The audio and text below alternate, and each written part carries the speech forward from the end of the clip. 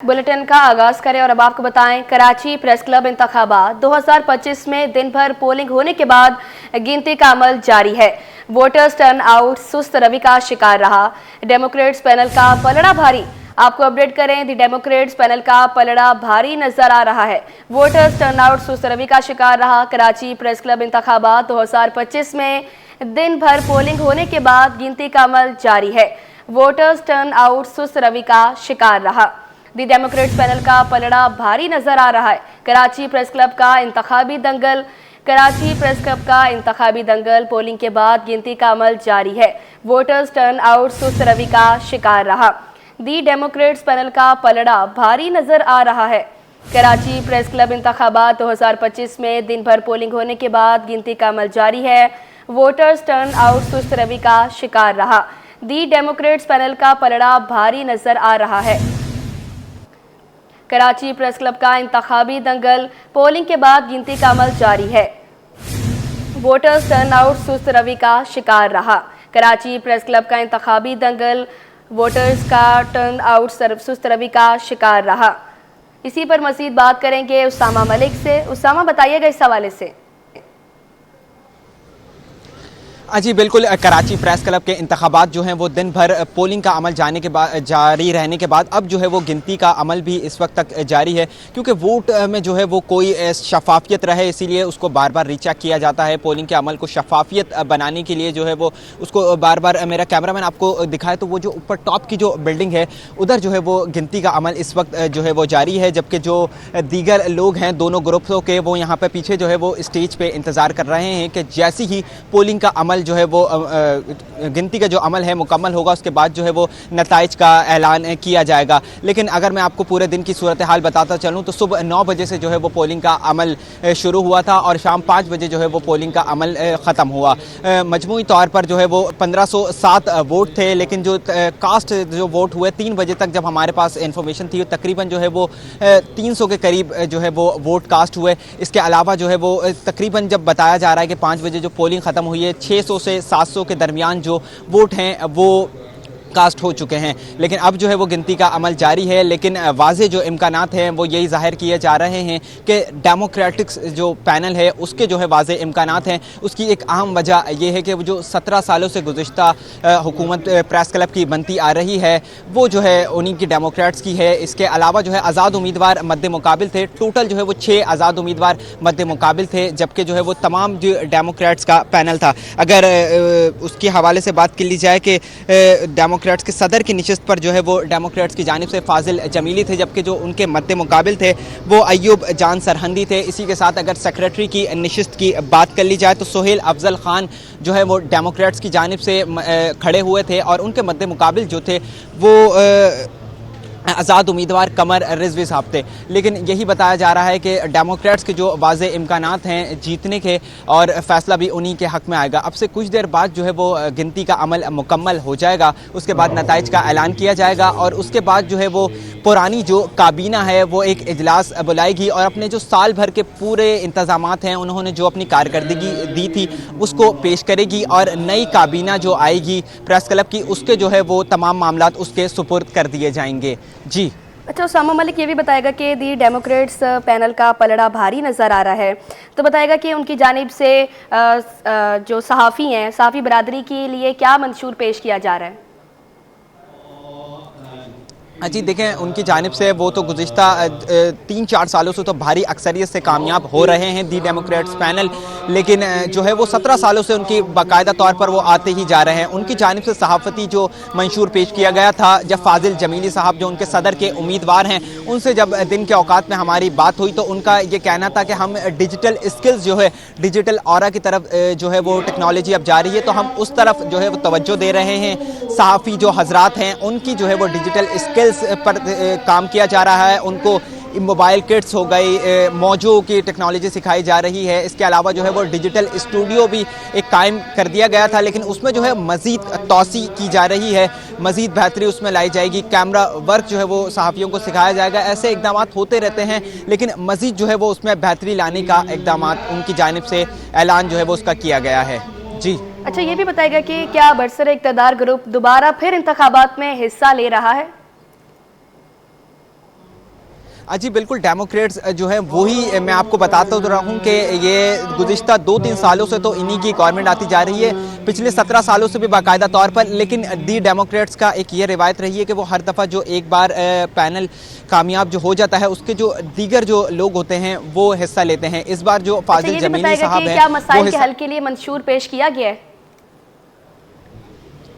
जी बिल्कुल, उनकी जानिब से यही मंशूर पेश किया गया था कि हम प्रेस क्लब की जो है वो उसकी बेहतरी के लिए इकदाम करेंगे। सहाफ़ी जो हजरात हैं जिनकी तनख्वाहें वगैरह रुकी हुई हैं उनके लिए इकदाम करेंगे, और सहाफ़ती जो सहाफ़ी हजरात हैं, मिडिल क्लास के जो सहाफ़ी हैं उनके लिए जो है घरों की जो बाकायदा तौर पर घरों की स्कीम्स भी फराहम की जाएंगी। घर उनको बाकायदा तौर पर छत जो है वो फराहम की जाएगी। इसके अलावा ये भी बताएगा कि कराची प्रेस क्लब के इंतखाबात में कुल कितने ग्रुप हिस्सा ले रहे हैं? कराची देखें, कराची प्रेस क्लब के इंतखाबात में मैंने आपको जैसे शुरू में भी बताया था कि दी डेमोक्रेट्स जो पैनल है वही अहम पैनल था। उसके मद्दे मुकाबिल में जो है वो कोई ऐसे उम्मीदवार नहीं खड़े हुए थे, जबकि आज़ाद उम्मीदवार जो हैं वो टोटल मुख्तलिफ नशिस्तों पर खड़े हुए थे।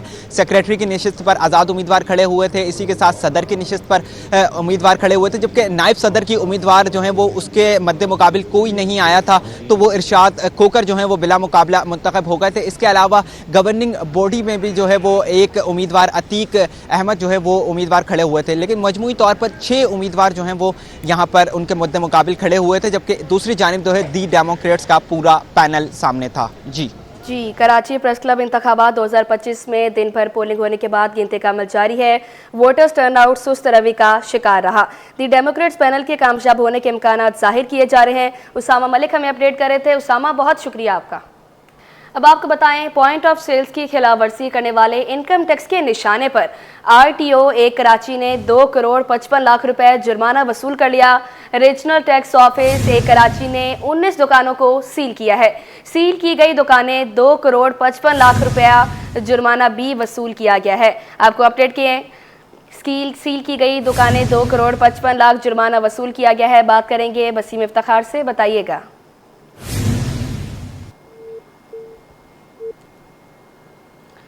पॉइंट ऑफ सेल्स की खिलाफवर्जी करने वाले इनकम टैक्स के निशाने पर हैं। RTO एक कराची ने 2 करोड़ 55 लाख रुपया जुर्माना वसूल कर लिया।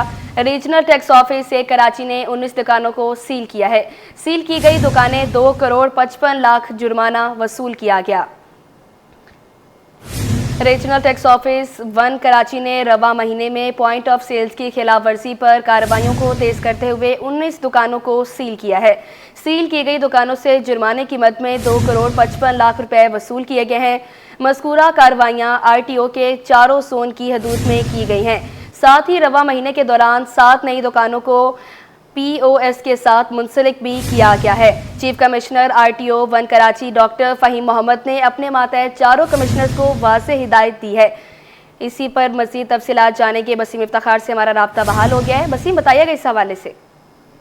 जी बिल्कुल, FBR RTO 1 की जबरदस्त कार्रवाई सामने आई है और रवा महीने में पॉइंट ऑफ सेल की खिलाफवर्जी करने पर RTO 1 कराची ने तकरीबन 19 दुकानों को सील किया है। और ये कार्रवाइयाँ जो है RTO 1 के जो चारों जोन हैं, तमाम जोन हैं, उसमें की गई हैं। और इन कार्रवाइयों में 19 दुकानों को सील किया गया, बल्कि 1 करोड़ 55 लाख रुपए के जुर्माने भी आयद किए गए, 2 करोड़ 55 लाख रुपए के जुर्माने भी आयद किए गए। इसके साथ साथ मसला कार्रवाई जो है वो RTO के चारों जोन में की गई। साथ ही नवा महीने के दौरान 7 नई दुकानों को POS के साथ मुंसलिक भी किया गया। Chief commissioner RTO 1 Karachi doctor Fahim Mohammad के फरमाते हैं चालू कमिश्नर को वाज़ेह हिदायत की गई है कि POS की खिलाफवर्जी करने पर किसी भी सूरत जो है वो बर्दाश्त नहीं किया जाएगा और POS की जो खिलाफवर्जी करते हैं उनके खिलाफ कार्रवाई की जाएगी। जी वसीम इफ्तिखार, बहुत शुक्रिया आपका। जिना अस्पताल में डॉक्टर ऑफ फिजियोथेरेपी और नर्सेज के असेसमेंट टेस्ट मुनक्किद हुए, जिस पर तलबा और तालिबात ने खुशी का इजहार किया। डॉक्टर शाहरुख खान के मुताबिक इस टेस्ट से तलबा और तालिबात को फ़ायदा पहुंचा है। मज़ीद तफसीलात जानेंगे इब्राहिम रेंद की इस रिपोर्ट में। तलबा के ख्वाबों को परवान चढ़ाने का एक और कदम। जिना अस्पताल में असेसमेंट टेस्ट का कामयाब इनेकाद हुआ। असेसमेंट टेस्ट को टेस्ट एड प्रोजेक्ट और इस्लामी जमियत तलबा के ताउन से मुनक्किद किया गया, जिसमें 250 से जायद तलबा और तालिबात ने शिरकत की। कहा वो इंतजामिया के शुक्रगुजार हैं जिनकी बदौलत उनका बेहतरीन टेस्ट हुआ है। बहुत वेल ऑर्गेनाइज टेस्ट था, बहुत अच्छा था, बहुत एक्सपीरियंस मिला एनटीएस और उसके हवाले से एनटीएस की तरह ही टेस्ट था। नॉलेज भी ज़्यादा थी, एमसीक्यूज़ के जो क्वेश्चन दिए थे वो भी वेल प्रिपेयर्ड थे और एनटीएस के मुताबिक ही क्वेश्चन दिए हुए थे, तो इस वजह से बहुत ज़्यादा फ़ायदा हुआ है। जी टेस्ट बहुत अच्छा था, मुझे काफ़ी हेल्पफुल मदद मिली है आने वाले एनटीएस के टेस्ट के लिए। इनकी जो गाइडलाइंस थी वो बहुत अच्छी थी, ऑप्शंस थे, वॉलंटियर्स बहुत अच्छे थे, उन्होंने बहुत अच्छे तरीके से गाइड किया। जो नर्वसनेस होती है ना टेस्ट की, वो थोड़ी सी कम हो गई। इस्लामी जमीयत तलबा जिना अस्पताल यूनिट के सदर व नाजिम डॉक्टर शाहरुख खान बोले, ऐसे टेस्ट से तलबा की कारकर्दगी और जहानत में इजाफा होता है। इस्लामी जमीयत तलबा हर साल स्टूडेंट्स के लिए, नए आने वाले तलबा और तलबात के लिए सेल्फ असेसमेंट टेस्ट करवाती है। उसका जो बुनियादी मकसद ये होता है, जो न्यू बच्चे होते हैं, न्यू पास आउट हुए होते हैं, जो मैट्रिक पे बेस, इंटर के बेस पे होते हैं, उनको नहीं पता होता कि टेस्ट का पैटर्न कैसा होता है, वो फर्स्ट टाइम अटेम्प्ट कर रहे होते हैं। तो हम उस टेस्ट से तकरीबन 15 दिन 20 दिन पहले ये टेस्ट करवाते हैं, जिससे उस बच्चों को पता चले आया ये टेस्ट का पैटर्न कैसा है और किस तरीके से उनको जो है ना करना है। उसको अपनी काबिलियत का भी पता चलता है उस बच्चे को कि आया मैं अपने टेस्ट के लिए प्रिपेयर हूँ या नहीं हूँ। तलबा और तालबात ने उम्मीद जाहिर की कि आइंदा भी ऐसे असेसमेंट टेस्ट का सिलसिला जारी रहेगा, जिससे वो भरपूर फायदा उठाएंगे। कैमरामैन इमरान एके के साथ इब्राहिम रिंद, सिटी 21। घी तेल के बगैर खाने की तैयारी नामुकम्मल। साल 2024 में तेल और घी कीमतें आसमान को छूती रही, जिसके बायस ताजिर बरादरी और शहरियों की मुआशी मुश्किलात में इजाफा हुआ। वसीम इफ्तिखार की रिपोर्ट देखें। जायकेदार पकवान बनाने हो या लजीज मीठा, तेल और घी के बगैर हर जायका अधूरा। साल के आगाज पर खुले तेल की कीमत 450 रुपए लीटर थी। ताहम साल के वस्त में खुला तेल, घी और मुख्तलिफ कंपनियों के घी तेल की कीमतों में होशरुबा इजाफा देखा गया, जिसके बायस खुला खाने का तेल और घी 550 रुपए तक और कंपनियों का तेल घी 650 रुपए तक बुलंद तरीन सतह पर देखा गया, जिसकी वजह आलमी मार्केट में खुर्दी तेल की कीमतों में तेजी बनी। अब ये अंदाजा लगा लें कि जब जनवरी में 350 पौने 400 में खुला तेल और घी बिक रहा था और बीच में मिड में इसका इजाफा हुआ 450 400 और अभी रिसेंटली 2 महीने पहले 550 रुपये हो गया खुले तेल में और घी में, और आज 450 रुपये हो गया। तो ये तो देखें, जब इंटरनेशनल बाजार से ही चल रहे हैं हम लोग, तो आज 450 रुपये, लेकिन ब्रांड ने कम किया है, ब्रांड ने तो कोई कम नहीं किया। शहरियों का कहना था कि तेल और घी की बढ़ती कीमतों के बायस सिर्फ जरूरत के तहत ही खरीदारी को तरजीह दी। पहले हम 1-1 किलो लेके जाते थे, कम से कम 1 किलो, 1.5 किलो, 2-2 किलो, चलो भाई तेल या घी है, आधा किलो घी लेते थे हम। अब तो घी तो ले ही नहीं पा रहे हम, तेल ही इतना महंगा है मजीद। अब 550 रुपये किलो मिल रहा है इस वक्त। पहले सस्ता था भाई 1 साल पहले, अभी 1 साल के बाद जब से देख रहे हैं हम तो दिन पे दिन हम तो रक्षा चलाते हैं, फिर कमा के कैसे पूरा करें। अभी एक पर तेल भी इतना महंगा है कि बंदा एक हंडिया नहीं पकता। बहुत ज़्यादा महंगा हो गया, इसके बाद 2 की जगह 1 किलो ले जाना। महंगाई इतनी किस साथ रखें। घी तेल तो ये डॉलर की हिसाब से होता है, ये सारा इंपोर्ट होता है, जहाँ डॉलर बढ़ा ये पहले बढ़ा देते हैं। मुल्क में खुर्दी तेल मलेशिया, इंडोनेशिया से दरामद किया जाता है, जिसका माहाना इस्तेमाल 36 लाख टन और सालाना इस्तेमाल 1 करोड़ 18 लाख टन है। कैमरामैन आगा रफ़ी के साथ वसीम इफ्तिखार, सिटी 21। सर्द मौसम में गैस और बिजली के मसाइल जारी हैं। शेरशाह, लांडी, कोरंकी, औरंगी टाउन और लियारी समेत मुख्तलिफ इलाके मुतासिर हैं। शहर में गैस की लोड शेडिंग का दौरानिया 8:30 और बिजली की लोड शेडिंग का 10 घंटे तक जा पहुंचा। शहरियों का कहना है कि लकड़ियों और गैस सिलेंडर के इस्तेमाल से अखराजात बढ़ गए हैं। दिन भर गैस के तातुल और प्रेशर में कमी की अजियत झेलना पड़ती है। बिजली की आंख मचोली से पानी की किल्लत समेत दीगर मसाइल दरपेश होते हैं, जबकि भारी भरकम बिलों ने बुरा हाल कर दिया है।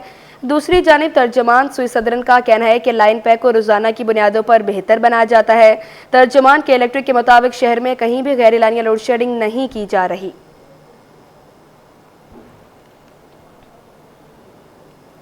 शहर में सब्जी फरोशों की मुनाफाखोरी कम न हो सके। कमिश्नर कराची के मुकर्रर करदा निर्खों को नज़रअंदाज कर दिया गया। सरकारी और बाजारी कीमतों में आज भी वाज़ेह फ़र्क है। लहसुन सरकारी कीमत 690 के बजाय 750 और अदरक 253 के बजाय 450 रुपये किलो बेची जा रही है। भिंडी 253 के बजाय 270 और टमाटर 219 के बजाय 250 रुपये किलो फ़रोख्त हो रहे हैं। प्याज की सरकारी कीमत 104 जो 130 रुपये किलो दस्तयाब है। इसी तरह दीगर सब्जियां भी सरकारी कीमतों से ज़्यादा महंगी फ़रोख्त की जा रही हैं।